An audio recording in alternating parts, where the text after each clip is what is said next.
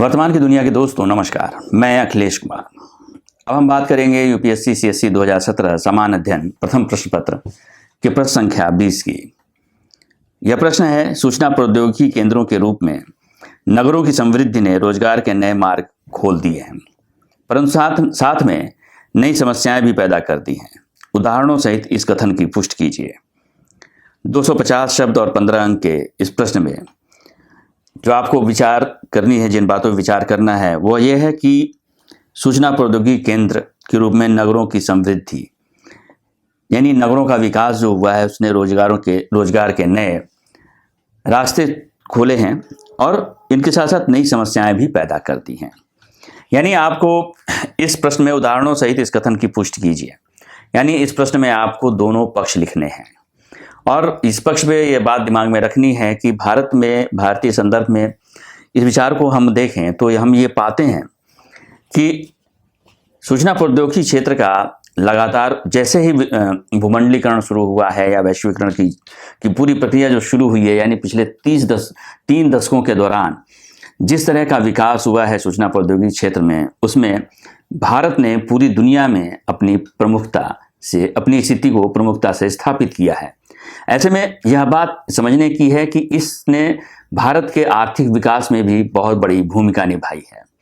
और यही नहीं बल्कि भारत में ऐसे कई ऐसे केंद्र भी विकसित हुए हैं जिनका कि जो आईटी सेक्टर के जो केंद्र हैं, यानी सूचना प्रौद्योगिकी के जो केंद्र हैं, ऐसे केंद्र विकसित हुए हैं जिन्होंने न सिर्फ इस क्षेत्र में भारत को आर्थिक रूप से समृद्ध किया है, बल्कि उन इलाकों को भी समृद्ध किया है जहां पर ये विकसित हुए हैं, जिसमें आप जानते हैं नोएडा है, नागपुर है, पुणे है, बम्बई है यानी मुंबई है, या बेंगलुरु है, हैदराबाद है। यह जो क्षेत्र विकसित हुए, ये जो केंद्र विकसित हुए हैं, उन्होंने वहाँ की आर्थिक समृद्धि को काफ़ी तेज़ी से विकसित किया है। जैसे महाराष्ट्र के जो 3 प्रमुख केंद्र के नाम मैंने लिए, मुंबई है, पुणे है, या फिर नागपुर है, या फिर कर्नाटक में बेंगलुरु है, या आंध्र प्रदेश का हैदराबाद है, और उत्तर प्रदेश में दिल्ली से लगा हुआ इलाका नोएडा का है। यह प्रमुख केंद्र ऐसे प्रमुख सूचना प्रौद्योगिकी केंद्र के रूप में विकसित हुए हैं जिन्होंने यहाँ पे रोजगार के न सिर्फ अवसर बढ़ाए हैं, बल्कि भारतीय समाज की जो विविधता है उन विविधताओं का संकलन करके संकुल भी तैयार किए हैं। यानी आप इन नगरों में जाएं तो आप यह पाएंगे कि यहाँ पर लघु भारत की स्थितियाँ मौजूद हैं। तो इस संदर्भ में यह तो उसके सकारात्मक पक्ष हैं जो रोजगार के अवसर बढ़ा रहे हैं, वहीं इसके नकारात्मक पक्ष भी हैं, क्योंकि इन सारी चीज़ों ने जो रोजगार के अवसर बढ़े हैं और जो लोगों की व्यापक रूप से लोगों का केंद्रीकरण इन इलाकों में हुआ है, उससे स्थानीय स्तर पर भी कई समस्याएं पैदा हुई हैं। सिर्फ यही नहीं बल्कि वह स्थानीय स्तर पर भले ही वह उनका विकास, उन नगरों का विकास हुआ हो, आर्थिक समृद्धि आई हो, लेकिन यह भी सही है कि उन नगरों के अलावा जो अन्य आसपास के नगर हैं उनमें किसी तरह की आर्थिक समृद्धि देखने को उस अनुपात में नहीं मिलती है जिन अनुपातों में इन आईटी के केंद्रों पर देखने को मिलती है। इसके अलावा वहाँ के स्थानीय परिवेश और स्थानीय जो संसाधन है, प्राकृतिक संसाधन हैं या भौगोलिक संसाधन हैं, उन सारे संसाधनों पर जिस तरह का दबाव पड़ा है जब व्यापक रूप से जनसंख्या के वहाँ पर आने का, वह भी कई नकारात्मक लक्षणों के साथ अभिव्यक्त हुई है। इस प्रश्न में आपको कुल मिलाकर इन्हीं सारी चीज़ों को व्यक्त करना है। इस प्रश्न की शुरुआत इस तरह से हो सकती है कि भूमंडलीकरण ने भारत को दुनिया की सूचना तकनीक का केंद्र बना दिया है। आर्थिक सर्वेक्षण 2019-20 के मुताबिक इस क्षेत्र ने 2018-19 में भारतीय अर्थव्यवस्था में करीब 162 बिलियन अमेरिकी डॉलर का योगदान किया है। इस क्षेत्र ने बड़े पैमाने पर नौकरियों का सृजन किया है और लोगों के जीवन को सूचना क्रांति के जरिए बदल कर रख दिया है। लेकिन इस बदलाव के साथ नई चुनौतियां भी पैदा हुई हैं। रोजगार बढ़ने से लोगों का पलायन शहर की ओर बढ़ा है। इससे अनियंत्रित शहरीकरण को बढ़ावा मिला है, जिससे बुनियादी शहरी संसाधनों पर अत्यधिक जोर पड़ा है।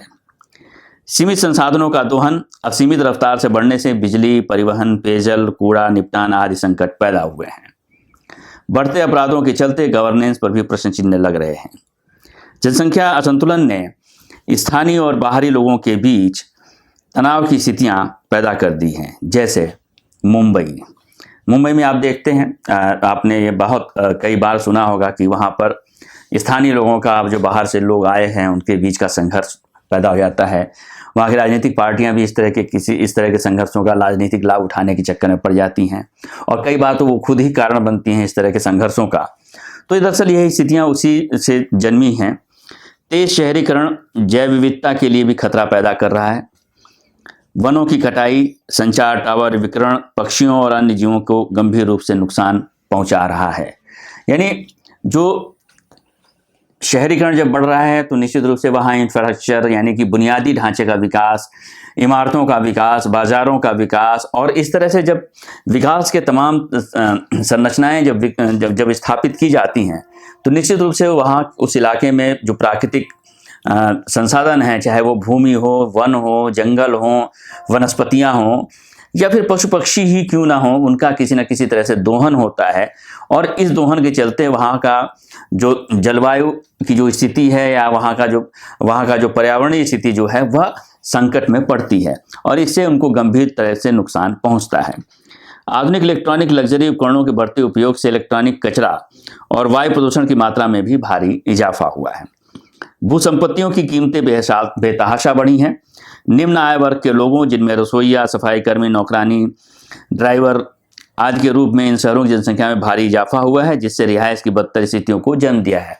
आप ये भी देखेंगे कि इन सारे जिन केंद्रों के बारे में मैंने अभी बात की, उन सारे केंद्रों में नए नए तरह के स्लम एरिया यानी झुग्गी झोपड़ी का इलाका डेवलप हुआ है, विकसित हुआ है, क्योंकि उसमें जो रहने वाले लोग हैं वह निम्न आय वर्ग के लोग हैं। उनके पास चूंकि ज़मीनों की कीमतें इन इलाकों में इतना ज़्यादा बढ़ जाती हैं, इन सेक्टर्स IT सेक्टर के आने की वजह से, IT सेक्टर के में अच्छे वेतन मिलने से वहाँ के कर्मचारियों द्वारा जो इन्वेस्टमेंट किया जाता है या फिर वहाँ जो कंपनियाँ स्थापित की जाती हैं, उससे जो भूमि की कीमतें बढ़ती हैं, उसका नतीजा ये होता है कि समाज का एक बड़ा वर्ग जो है, जो निम्न आय का होता है और जो छोटे छोटे संसाधनों में और कार्यों में लगा होता है, उसके लिए यह स्थिति नहीं होती है कि वह एक बेहतर जीवन स्थितियों को अपने आसपास रख सके। तो वह जो जिस तरह की झुग्गी झोपड़ियों का निर्माण करता है, वह वहाँ पर तमाम तरह की असमानता की स्थितियाँ पैदा करते हैं, साथ साथ अराजकता की भी स्थितियाँ पैदा होती हैं।